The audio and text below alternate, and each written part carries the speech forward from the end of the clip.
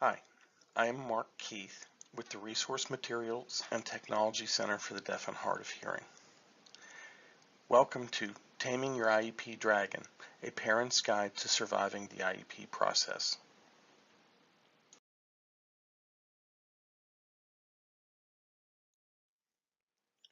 The first thing we need to talk about is what is the IEP.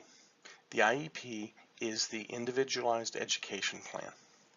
This document is the document that will list all the supports, services, and educational needs your child has that will be met through the special education process through the provision of supports and services. The document is important because it is the guiding document for these services. If something is not in the document, the district does not have to provide it. If a service or support is in the document, the district must provide it. The IEP is created by the IEP team. Now, we need to understand too, there's two documents listed in IDEA, or the Individuals with Disabilities Education Act. The one that we're going to talk about mostly today is the IEP. This is established for children ages 3 to 21, and it's established through Part B of IDEA. Basically, this covers your child while they're in school. The other document is the IFSP, or the Individualized Family Services Plan. This is a document that your child will have when they are really from birth to 3. This is when they're really in the preschool programs, the early intervention programs, things like that, before they hit school age and before they go into the school. It's established as part of Part C of IDEA. So, why is the IEP important? It determines all the services your child is going to receive, and this is everything from classroom settings and placements to therapy to assistive technology, accommodations, modifications, and basically all other supports. All these things are the special education services your child's going to need to help them be successful in the academic setting. The bottom line is that properly developed and implemented, the IEP will help your child reach their academic potential.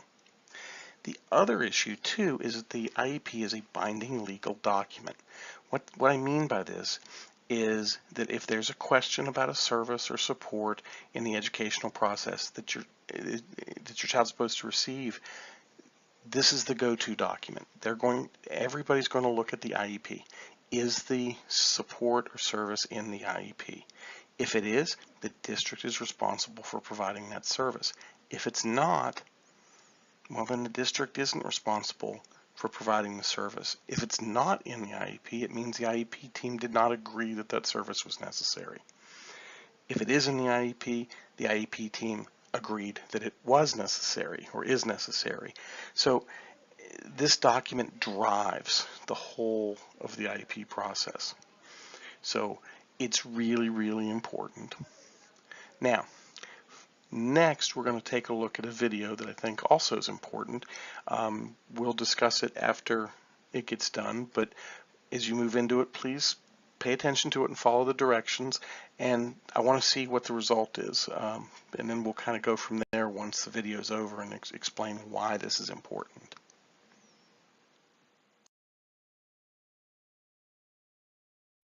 This is a test of selective attention.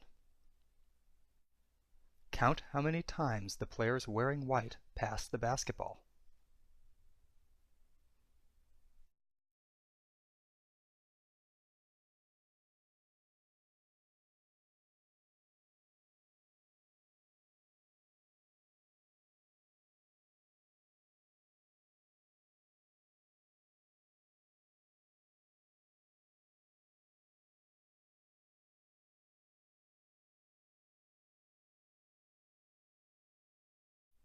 How many passes did you count?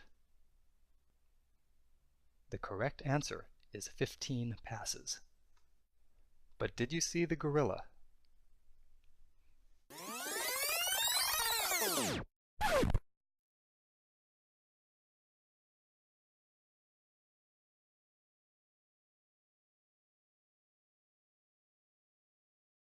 This video is from research by Daniel Simons and Christopher Chabris and is copyrighted.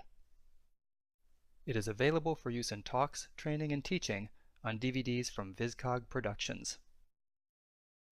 Learn more at theinvisiblegorilla.com.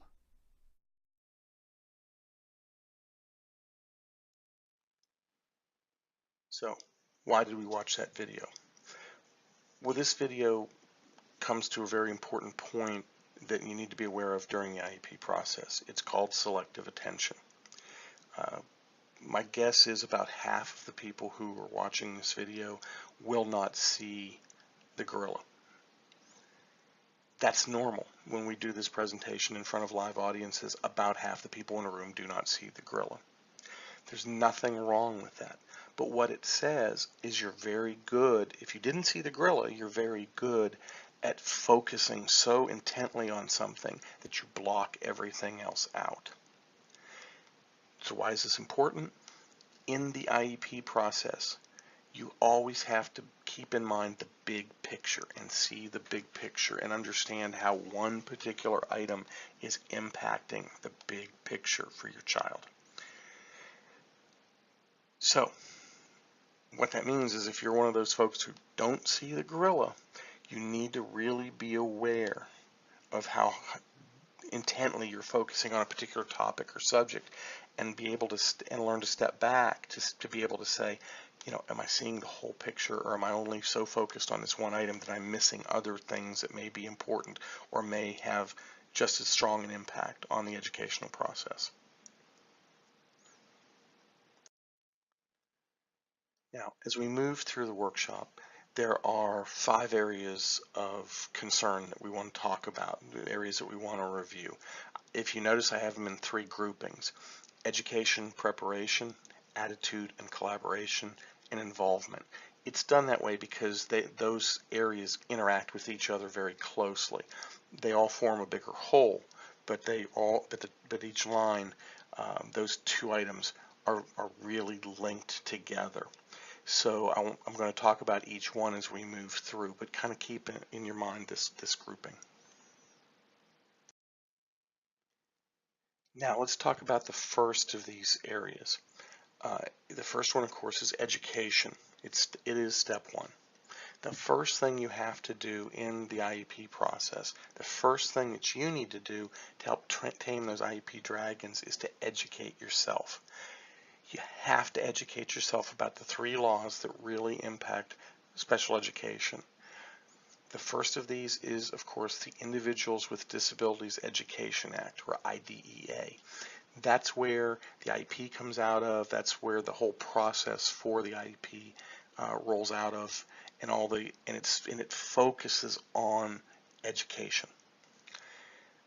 The second law is the Rehabilitation Act of 1973. You'll hear somewhere along the line, you may hear the term Section 504 or 504 plan. That comes out of the Rehabilitation Act of 73. The Rehabilitation Act is not so much a disabilities law as a civil rights law. It's guaranteeing access, guaranteeing protections, equal protections under the law. Section 504 gets used a lot when you have a child who maybe doesn't qualify for an IEP but still does have a disability. In the deaf world, for instance, you might have a child who's performing academically fine, has a hearing loss, but because the child's performing academically fine, they may not need all the supports and services that are required under IDEA. However, because they have the disability, you want to protect their rights to access that education, so you would use a Section 504 plan. That guarantees that equal access and can ensure that certain things are put in place to ensure that equal access. The final law that we're talking about here is the Americans with Disabilities Act, or ADA. For years, ADA didn't ever seem to cross the schoolhouse door, but we're seeing a growth in the number of ADA issues that have popped up around education. ADA doesn't always deal with just like physical buildings, like having the ramps, in a school, or making sure doors are specific width, or a wheelchair can access a bathroom or something like that. It also can deal with, again, civil rights access. ADA guarantees equal access for a person who's disabled to public life. School is part of that public life. They receive public assistance, and they receive federal monies. As a result, they have to meet ADA requirements. And what we're finding is, in the last really six years or so, 7 years or so, whatever, that time frame roughly, we're seeing, when there's been issues, that the courts have said that ADA does apply inside of schools. The reason you need to understand about these three different laws, they can, many times their definitions and their interpretations will result in the same kind of understanding of the child's needs or what's required for that child. However, there are times when IDEA and ADA, for instance, may perceive an issue differently and require different levels of support. The issue is the district still has to meet both of those levels. So, arming yourself with knowledge is always helpful. So understanding what these laws are and how they act is an important first step to educating yourself in the IEP process, and will help tame your IEP dragon.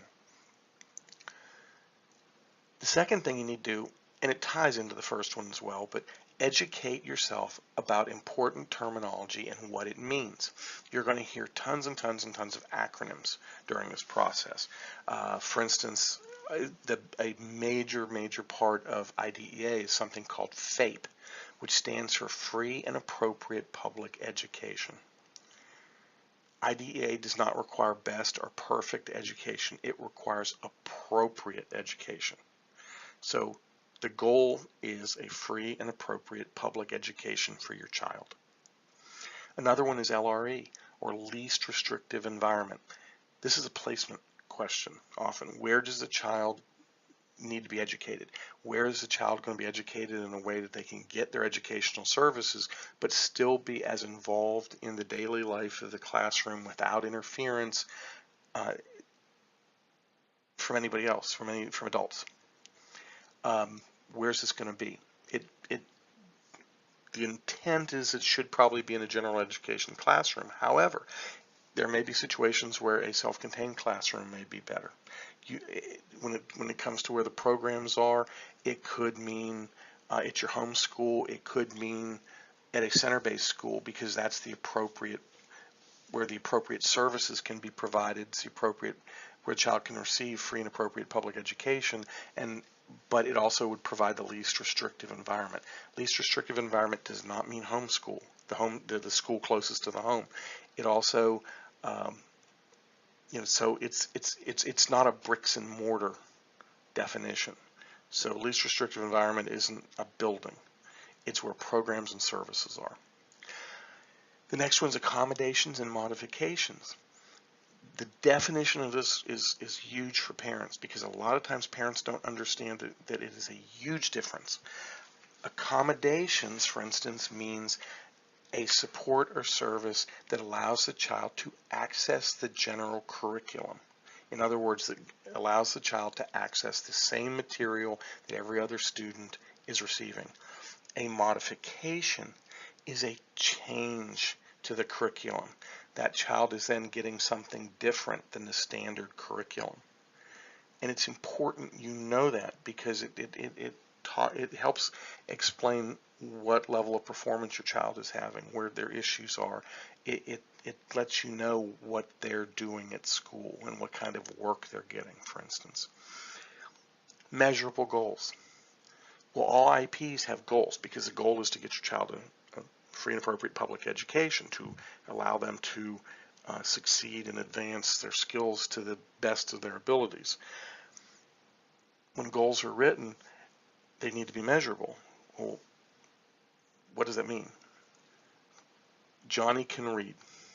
What does that mean? Johnny can read what? His ABCs? Or does it mean Johnny can read Shakespeare? Everything in between is open for definition. It's not a measurable goal. However, Johnny will read on a 3rd grade level at the end of the current school year.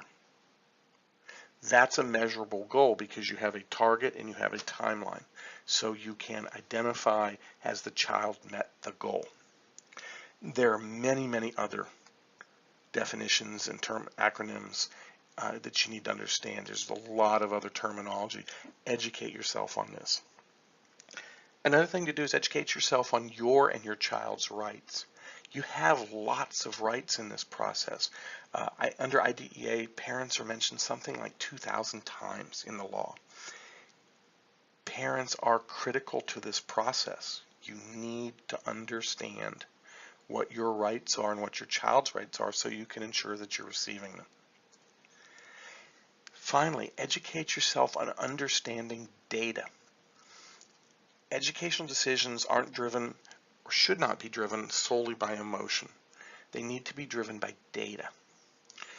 How is your child performing? What do the test results show? How are their academics? What's working? What's not working? All that's information that's collected by the teachers, by evaluations, by testing, both at the academic level and at the other, like for instance, hearing tests. All these kind of things matter, and it's all data. And if you understand what it means, you can be a strong participant on that IEP team, because that's how the decision needs to be made on the IEP team. What's the data tell us about what this child needs to be successful in the educational process?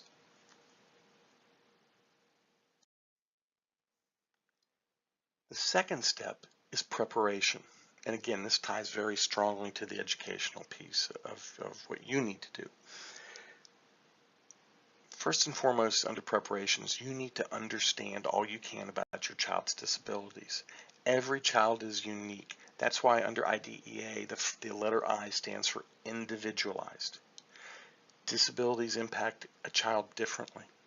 So you can have 2 children with the same label, disability label, that have totally different impacts on how they operate, on how their lives work, on what they can and can't do, because disabilities impact differently. So you need to understand everything you can about your child's disabilities, and you need to understand how those disabilities impact what your child can do. This is going to be important because you're the person who knows your child best. So when you're in those IEP meetings or in the discussions with the IEP team or others, you're the one who knows how your child functions. That information is important. Also, gather information from doctors, from therapists, from teachers, and other professionals.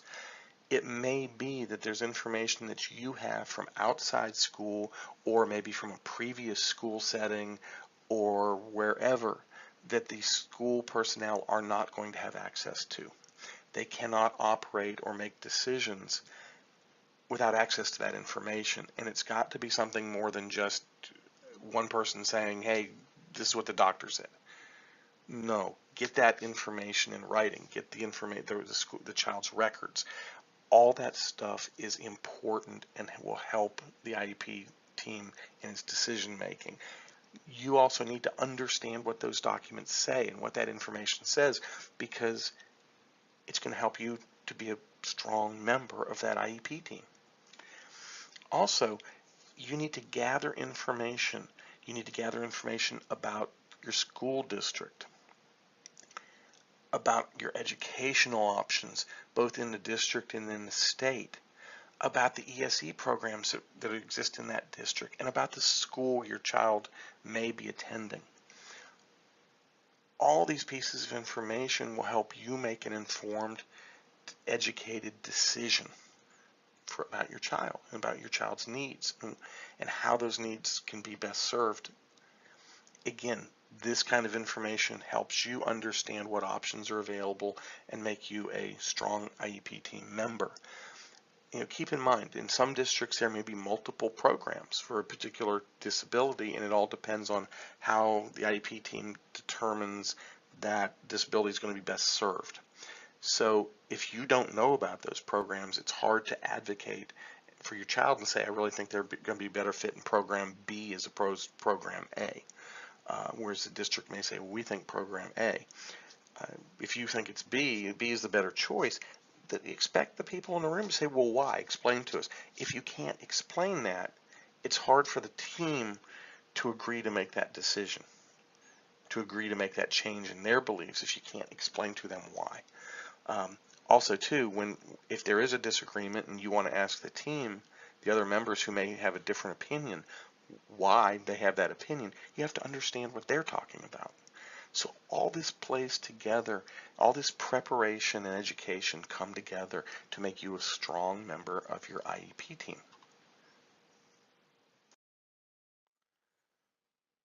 Now we move on to attitude and collaboration.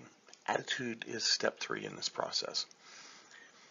The special education process, including the IEP process, cannot work successfully if the participants have the wrong attitude. Remember, you have to work together with other people as part of a team. So you need to try and relate to these people as members of a team. That includes you. Remember, the school district staff is not your enemy.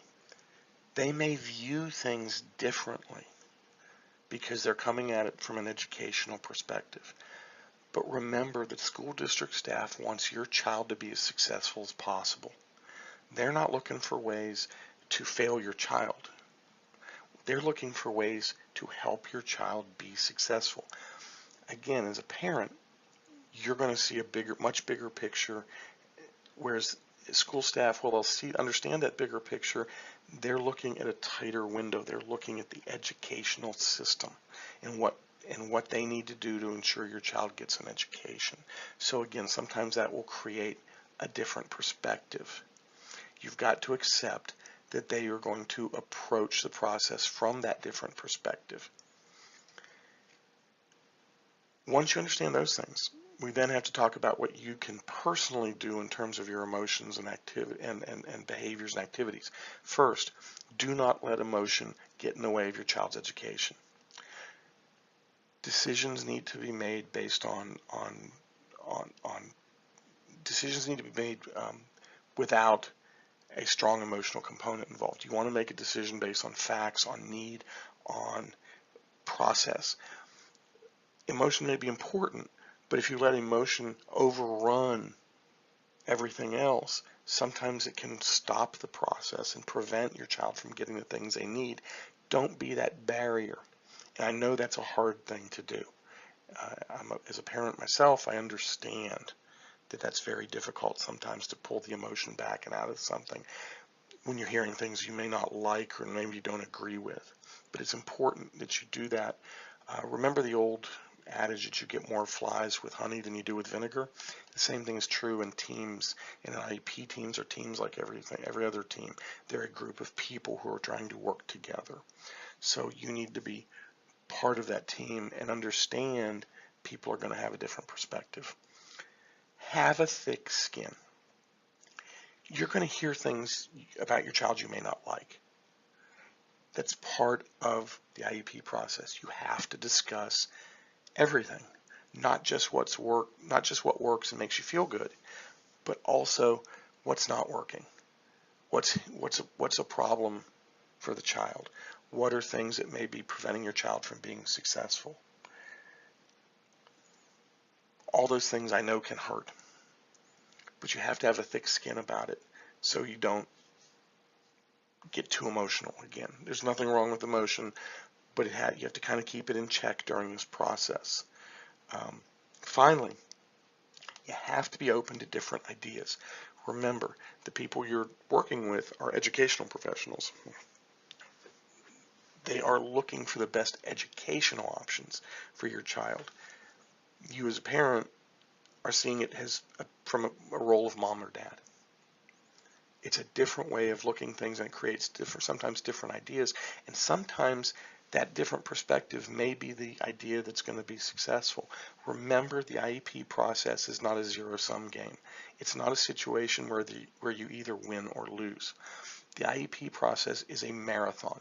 It starts when a child first is diagnosed with having a disability and needing services, all the way until the time they leave school. That can be 18 years potentially.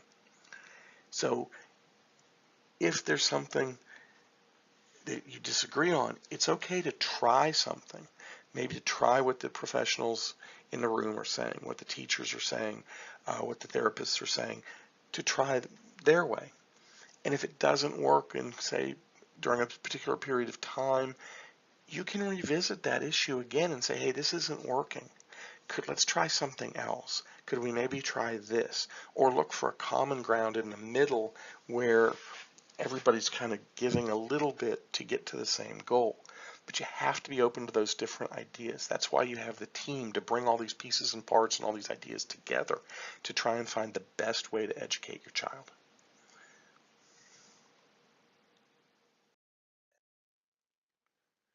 Now we move on to step 4, which is collaboration. Collaboration and attitude, are, like I said earlier, are very tightly linked. And we're going to talk about some of the same things we just talked about under attitude. But they're two sides of the same coin here. Realize there are things you're going to hear you're not going to agree with. We talked about that earlier. But you've got to realize that those things are not personal assaults. They are opinions that that professionals have in trying to figure out how to help your child. Realize that the professionals are doing and suggesting what they believe is in the best interest of your child. Again, like we talked about earlier, professionals are not going to throw your child under a bus. They're going to do what they can to help. They want your child to be successful. Be open to alternative solutions. Again, what we talked about previously. You've got to be willing to examine other people's ideas and thoughts and realize that your opinions, while you may hold them strongly, or your ideas on how to do things, while you may hold them strongly, may not be the best choice in the educational setting. Look for compromise. Look for compromise when there's a disagreement. Try and find that common ground that you can all agree on and move forward. You know, part of collaboration is understanding that in this process, everyone wins or loses together. It's not a game where you're a loser and the other person's a winner. The only person you're trying to help is that child. So you may have 15 people in the room at an IEP meeting or at some other meeting related to your child, but it's all about one thing, and that's trying to ensure your child gets a good education. Be willing to think outside the box. Again, we get back to this discussion of a disability hits every child differently. No two children are going to be the same, no matter what their diagnoses are. And sometimes, especially when you have multiple disabilities, it's kind of like peeling an onion. You'll get into looking at what's going on with the child and go, you know, you'll pull a layer off as you're looking through things and go, oh, this really wasn't about the disability. This was about something else. Or what you thought was one disability may be the result, may be caused by another disability. You don't really know until you investigate and dig deep into the situation. There may be things that may be successful that are kind of outside the norm, but that's okay. A lot of times teachers and other professionals will come up with things that aren't necessarily standard because of experience. They've seen something, they've been involved with something, they've had an experience where they said, you know, this has worked before, let's try this because it may be a good fit for your child, whereas it may not be a good fit for another child. Be willing to think outside the box. Show respect to all participants. Treat people like you want them to treat you. Bottom line, common courtesy. It's that willingness to agree to disagree on things, that willingness to hear the other person's side and not cut them off. Show that respect. Remember, why are they there? They are there to help your child get the best possible education that they can. They're there for your child. And again, realize that if something does not work, it is possible to try something different in the future. All of this takes collaboration, the willingness of a team to work together and say, you know what, There's no right or wrong answer here. We're doing the best we can to come up with the right solutions and see what will work. If something doesn't work, we can try something else, but we need to be in this together and to be able to continue to talk and work through and understand what's working and what's not working so that we can continue to improve this IEP and make this IEP as successful as possible for the child.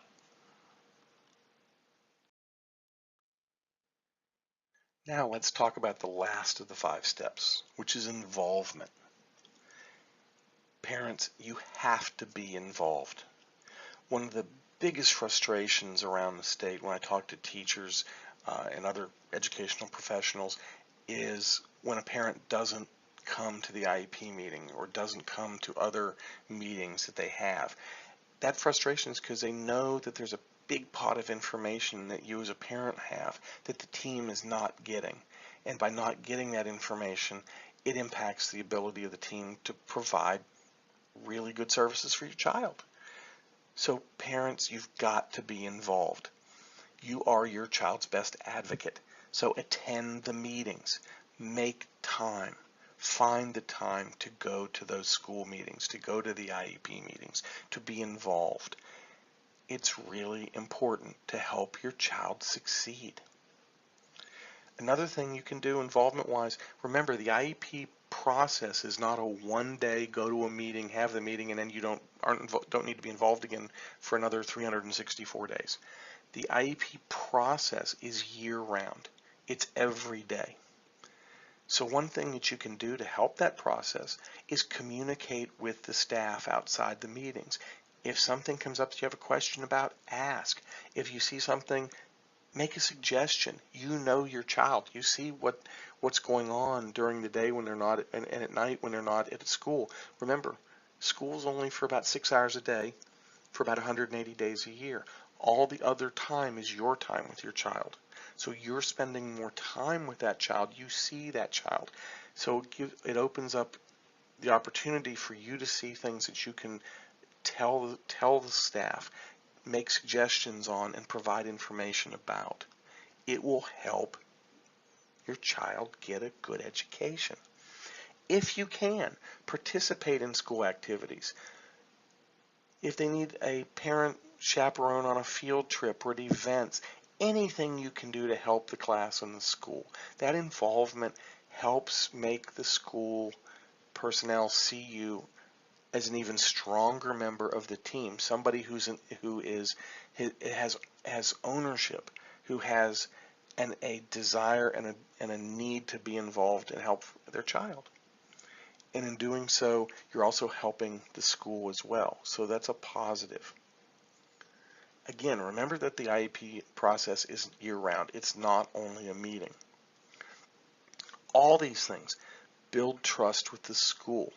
They're also great for your child. It lets your child see how important education is to you. And it also cements your reputation as being an involved parent, all of which are positive things. So, be there.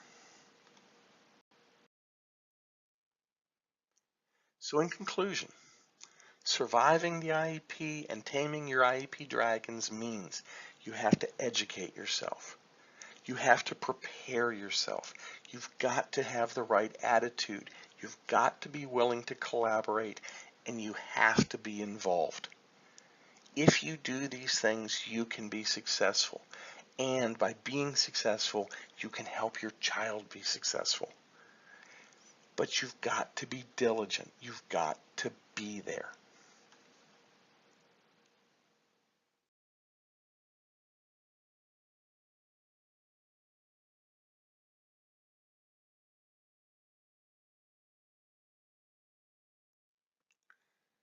So I hope you've enjoyed this workshop today. I hope you get something out of it and can take it and use it. Give it some thought. Think about the things we've talked about. Now, as our last thing, if you don't mind, it really helps our project. It helps RMTC if you could do an evaluation for us. If the title of the workshop again is Taming Your IEP Dragon, If you can either go to take a photo of the QR code here on your phone and go to that link, and you can do the evaluation form online, or you can go to the web address listed as well and do an evaluation for the workshop. That just helps us. It's something that helps us keep operating and providing good quality services. So again, appreciate your time today. Hope you got something out of it, and hopefully you'll hear me again in another workshop. Thank you.